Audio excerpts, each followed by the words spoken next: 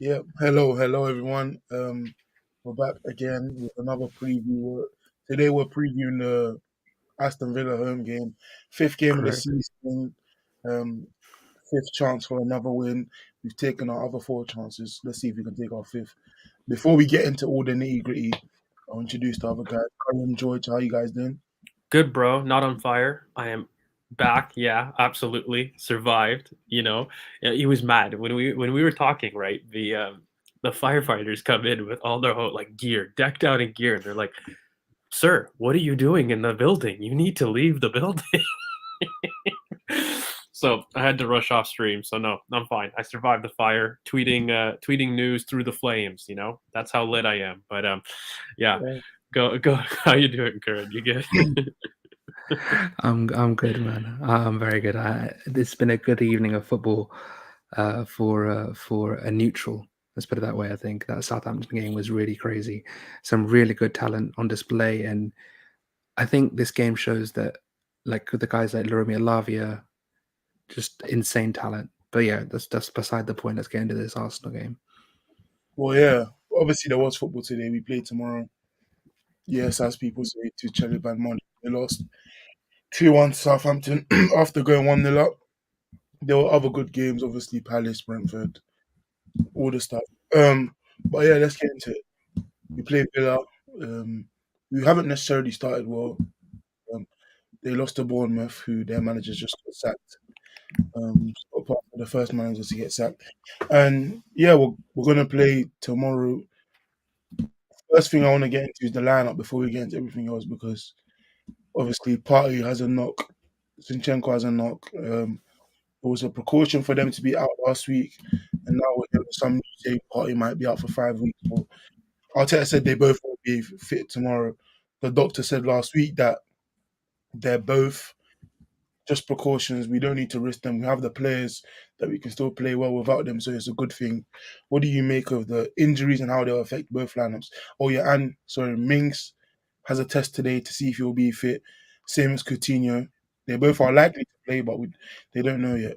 So, what are your thoughts on the lineups? Well, look, I mean, I'll really talk quickly on injury aspects.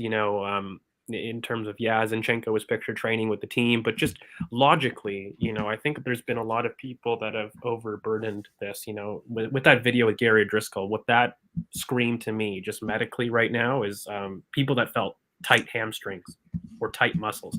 And when you've got something like tight muscles, they're always a daily occurrence that could change. It's nothing serious. There's no tear. There's no recovery that's needed. It's legitimately just about a 7 to 10 day period where you're basically looking at, okay, they could be as good as tomorrow. And that's really why you're seeing Zinchenko when they say precaution, it's no mid speak. It's not 5 weeks being out. It's very, very short term, and there's a high possibility that Partey is probably even fit for United. In fact, so for me, it's nothing that's a long term injury. It's just it's an annoyance, but ultimately that's kind of what you're talking about with injuries. But in terms of overall, in terms of lineups and what we see, so I think I'll talk tactics with Villa later, but the biggest thing that I'm seeing right now in terms of this debate on the timeline, and we were having it just before off stream, double pivot time. Guys, we build in a 3-2-5 consistently all of this season. Okay, I know people don't want to hear it, but Zinchenko has dropped into the middle of the park and played that role of a pivot, so to speak, or a pseudo pivot. You can achieve this with multiple areas, right?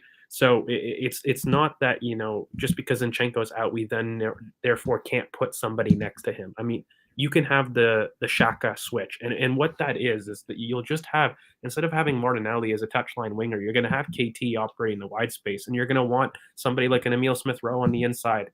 And when you have Shaka a lot deeper, like that's all that this does. Just because Zinchenko's inside means nothing that the formation's dead. It has nothing to do with you switching up the structure. You'll switch the personnel that do it, and you'll achieve the same things in the same way. So for me, that's why I've never understood this big double pivot debate. And I kind of agree here. You build a squad to feel these injuries, and guys keep forgetting that Kieran Tierney is still among one of the best left backs in the league. So just because he's there, it means you play a slightly different way, but you don't change your principles. So that's all it is. So um, you know, uh, for positivity, you'll get that tomorrow. Don't worry. There's a lot of transfer pods coming up for it tomorrow. But yeah, in terms of just real quickly on the lineup, I think Aston Villa have a crazy amount of gap in the middle as well as wide. Aston Villa are probably the best team to face right now with midfield queries. And so for me, it's a great time to face them. Even if Coutinho doesn't make the cut, you're talking about Buendia. They play in this 4-3-3, but it's really odd. They play with a 10, so to speak, that's like a false 9. And Philip Coutinho was never somebody that does well with that. And they'll basically have Danny Ings and Ollie Watkins up top. And look, to be fair, Watkins and Gerrard don't have the best relationship. And I think that's going to come into play. He's not somebody that's on form, but he is a worry. I think Ollie Watkins is probably their best attacking form right now, but then they've got Douglas Luiz, Kamara, and John McGinn as a flat 3. It's very flat, and their back 3 is probably going to be Matty Cash, Ezra Konza. Chambers is probably going to be at left center back if Mings doesn't fit. Yeah, and then Lucas Digne, and I think for me, the weirdest part is they have Douglas Luiz line up on the right when their right back is already defensive. And so that's why there's a lot of gaps, because you would, in theory, want somebody more like Lucas Digne on the right if you've got an 8 that is a little bit more reserved. But they got John McGinn, who is his balancer type and normally fills in for Lucas Digne. But again, that means that there is space between Chambers and Lucas Digne down their left-hand side, or our right, is where I think we're going to have a ton of joy, as well as in the middle. I think their flat 3 is really, really poor. Sorry to cut you off. Before we get into the tactics, I want to hear Curran's thoughts on how the injuries will affect lineups before we get into the overall tactics, George. Yeah, I mean, I posted something on Twitter. I'll show you guys right now, because everyone knows the where we went wrong last season with the Brighton game, and I just think that's a perfect example. So I've prepared something for you for this. So if you take a look here, you can see how Sambi is receiving deep from Gabriel and White, with Cedric and Xhaka on either side, and you can see the distances between the players. If you see the distance between Xhaka and Sambi, or Cedric and Sambi, you've got 3 players between them, and he's isolated there. He's on his own, and you can't really. It's difficult for him to receive and turn and get into space, and that's where we struggled against Brighton. If you look at Bournemouth, though, you can see here you've got Partey a bit higher up.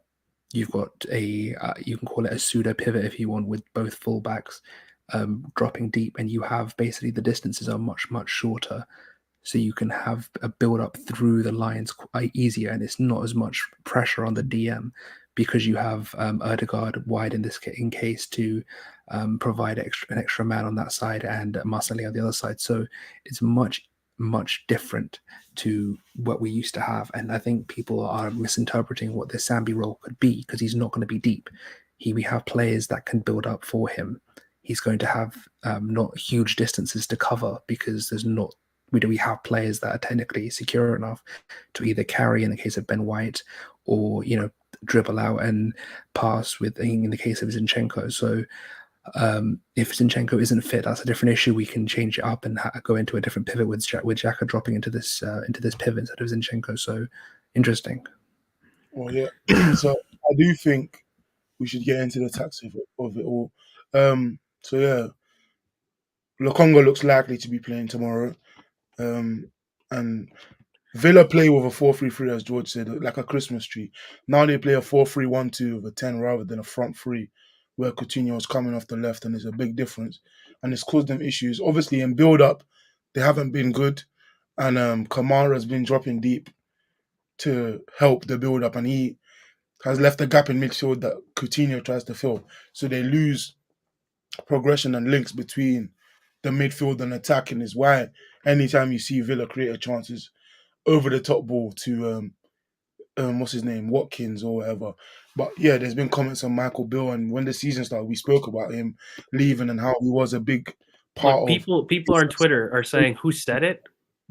BoP said it. But, like, I don't know where people are forgetting. We specifically mentioned Michael Beale, and, I've done it for a while where he was really the brains behind the Gerrard duo conversation. And, it's not even just that, because there was a little bit of a debate that I was having in a group chat. Like, what is the effect of Michael Beale in terms of what they've lost? Because Villa have never been a good pressing side, by the way. Even with Michael Beale, their pressing triggers has been pretty disoriented. But what they lost was definitely that structure out of possession in terms of their block, because right now what they're having is they're having players struggle to effectively progress through the lines, and they're having people drop in, and so that leaves spaces centrally but also wide, because Lucas Digne will bomb. He won't stick down if people are struggling in build up. And so, Chris, you mentioned Coutinho dropping in to try to help in the central space, but they've also got space out wide, particularly down the right hand side, because Lucas Digne will fire up the pitch, and John McGinn doesn't have the ability to turn effectively. So he too is a very static option wide. So when Kamara drops, both McGinn and Douglas Luiz crash inside, and they try to save a little bit of the spaces there, but they leave a huge gap on their left-hand side that Callum Chambers, who, by the way, there's nothing that we need to learn about Callum and Chambers. He's the new Tony Adams that can't defend in wide spaces. And so he is somebody that we know there's going to be space next to. And so for me, the biggest thing that Beale leaving basically Gerrard happened was, the compactness off the pitch. It's clear that players are filling in as opposed to a structure. And, when you're looking at it, that's pretty much the big reason why I think Villa have really left off. They no longer have that off the pitch. And, in terms of training sessions, I get this, but a big reason that you can see is just off the ball, they look like a mess. And so that's I think the big reason that has left them. Pressing, they never were very good. That was something that we're always going to do very well with our build up. So I'm never worried about a press really from Villa. But off the ball, there's tons of gaps to exploit. And I think Arsenal are probably the most dangerous team in the league right now at exploiting between the line gaps. The amount of chances that we create is immense. Yeah, and we face the Fulham press, which is much better than this Villa, essentially Villa 4-3-3, which they leave a lot of gaps out wide, and you can see their left back is trying to step up the field to block. I forgot who West Ham's right back is, but West Ham did a good job of building in a wide 3-2-5, which just evaded the narrow 4-3-3 press, and they bypassed it well. It was a rubbish game. If anyone watched West Ham Villa, both teams starved the attackers of chances, but it's because they both don't have good progression. But look at the space that Villa leave out wide. But mate, I think I just want to jump in on this, because if you can look in the back here, so they're building in a typical 3-2. What Fulham did, which was very different, by the way, was they kind of pressed in a 4-4-2 box. And so they added someone in the center, and they basically gave up the passing lanes in that back three. But if you've noticed here, there's massive space both in terms of where Coutinho is covering. So this is basically a 5 versus 3 right now. And that's what you can see in this half right now. But Fulham added an extra player there, and they blocked the center, so they forced us to go out wide. Now, the issues that you're going to have is, you kind of touched on it, Chris. Lucas Digne has to step quickly, but he doesn't. And it's even worse, though, on the left.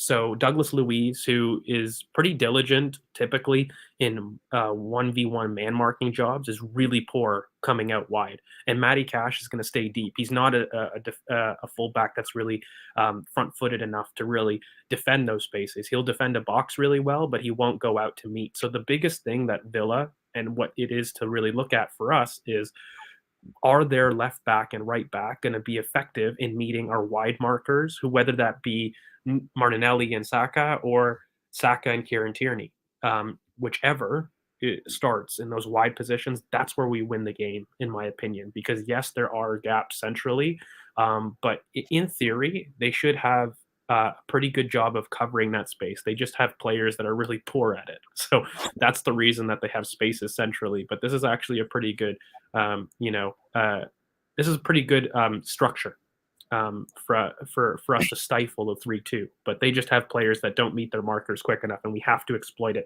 So I need the buildup to be quick. I can't let it be slow. If you let it be slow, even though that they have such a poor structure, they will be able to stop you. So you need to make sure to move the ball quickly, and we need to hit our wide outlets as quick as possible. Yeah, because they've got two of the most willing pressing forwards, and Ings and Watkins, who will meet their markers. The issue is behind them, and obviously in build up, before I let Curran speak, in build up, they essentially they start from this, but they don't really have a lot of success trying to build in this 2-3-5 because the movement is very static. So Kamara, who did the same thing at Marseille, just gets very fed up with either the static or the chaos, and just takes the ball for himself and Mm. tries to spray it around, and it doesn't work. As you can see, there's a But big gap. look who gets dragged out again, though, mate. Like, so when they do that, okay, McGinn should be inside. They've Yeah, got there's the a big ball, gap where you left it. but McGinn. But it was what I was saying before. Their wide eights have a lack to collapse. When Boubacar Kamara goes deep to help progress them, their wide eights lack the ability to come inside, or rather, not they lack the ability. They're afraid. Let's just call it what it is. They don't like receiving back to goal like that. So then they avoid the the case. They stay wide, and if you look, their right back too, by the way, is really level with Douglas Luiz. You can't really see it in the pick here, but I remember this exact game state where Lucas Digne is. Matty Cash is on the right. And so what you're seeing here is people diminish responsibility. There's a massive, massive hole. And guys, just imagine that we have an extra 2 players in there pressing, because that's what we do. We press quite heavily. And so I think Gabby Jesus is going to have a field day with this. Yeah, because go on, Con. No, all I was going to say is you two and most of the comments, and yeah, I know it's bugging me too. Don't worry, man. You say you two? Say again? You say just George? No, what I was saying is everyone knows my love for Kamara, but there's only so much he can do in this team. He tries to drop and help build up, and he is very good progressively. He's so quick on the half turn, and he gets out quickly. But as you can see, the distances between the midfield is ridiculous. Like, why is there so there's no space, there's no one occupying centrally because of Kamara dropping, and because there's not enough movement. He can't stay in his place. I mean, he should, but he doesn't, because there's no movement ahead of him. So I think their issues with build-up is that they have no movement in front of the centre-backs, and the centre-backs aren't technically secure enough to get the ball out quick enough to maintain the structure that they want. So, and a quick shout out to Emi Martinez as well, because he's tried to be a bit more secure on the ball, like he was with us, but it's not working. They don't have the centre backs for what the game that Jared wants to play. It's that simple. Well, yeah, as he has a big role to play, because when they build up, they don't do it well. So they just do it out ball to Watkins, who really has had a lot of shots this season, not many on target, but he's just had a lot of pop shots simply because he's running in the channels. And when we very first spoke about Gerrard and how his appointment will go, this was early this year, maybe the end of last year. He usually used like a 4-3-2-1 with one of the strikers as a backboard and one of the wingers as a runner, and then Coutinho, which as an inside forward, which would have been perfect for him, and it's why he thrived early on. But this season, we've seen a change that has only really seen them beat Everton, and apart from that, they haven't performed well. They've lost to Bournemouth and West Ham. But before we end it, what are you guys' predictions? Because I think tactically we know what we're going to do. We know we're going to press. We know we're going to abuse the half spaces with certain players dropping in and overloads. And I'm assuming we think we will win. If we do win, Yes. it'll be the first time since 04 or 05 that we've won our first 5 games in a row. It will be the second time in Prem history we've ever done that.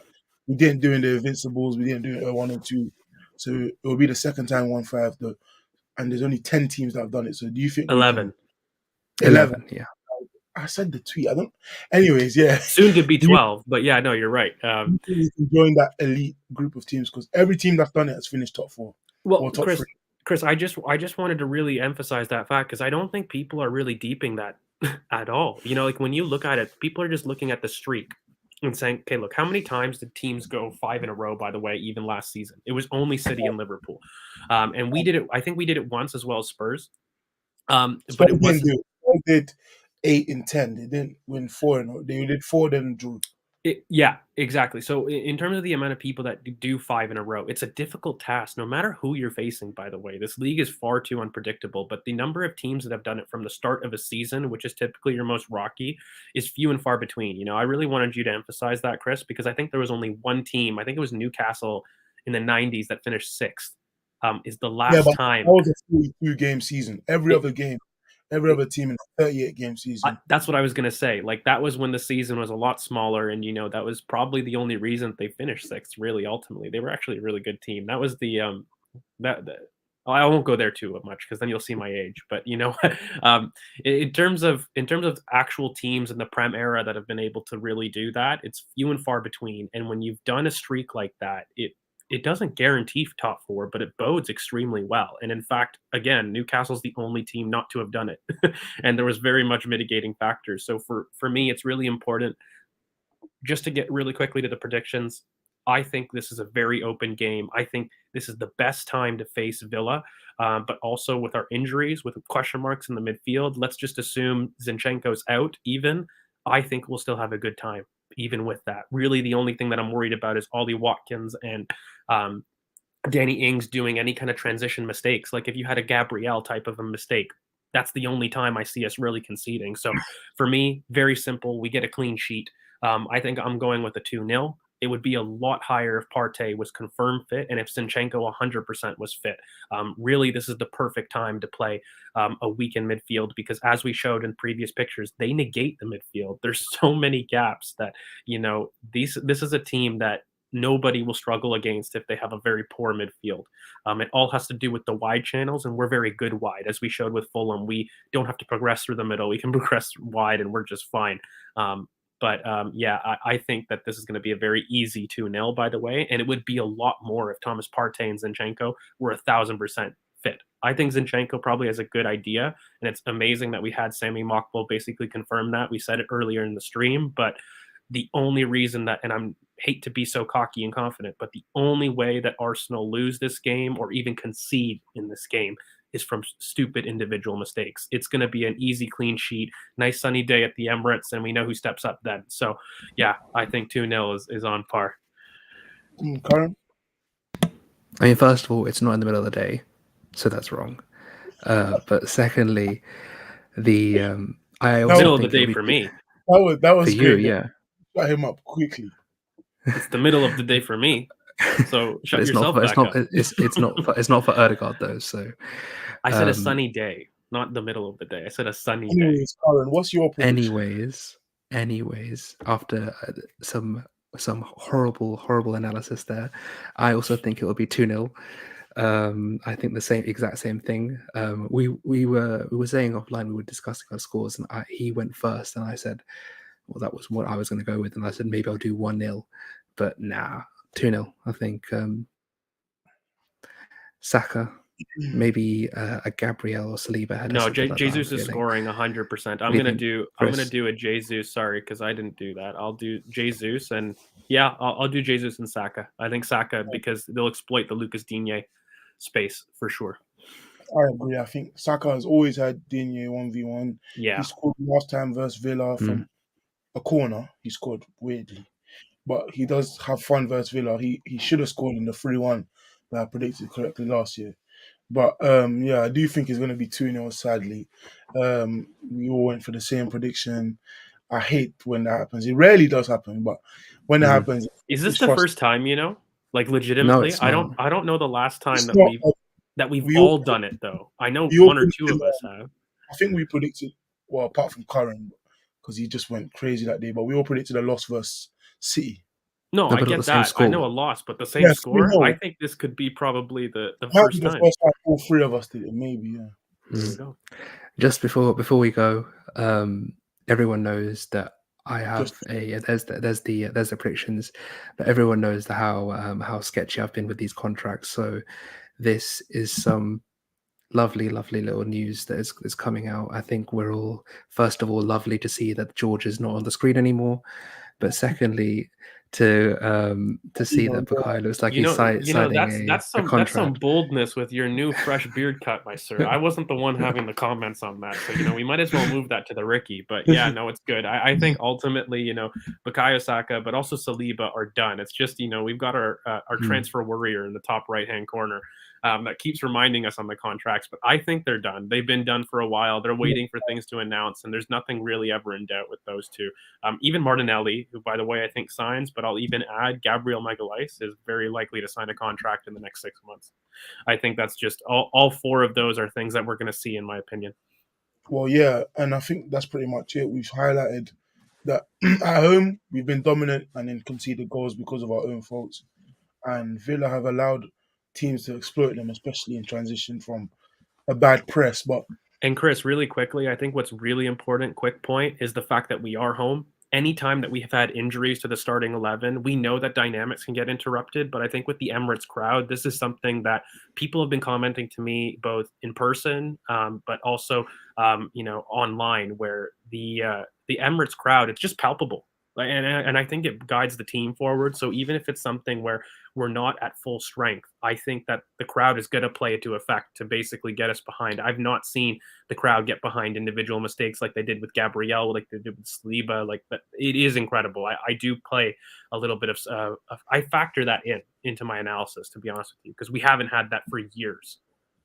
oh yeah, and so I think we've pretty much spoke about everything. So I'm gonna let George do his thing. I'm gonna show the prediction again. We all went 2-0.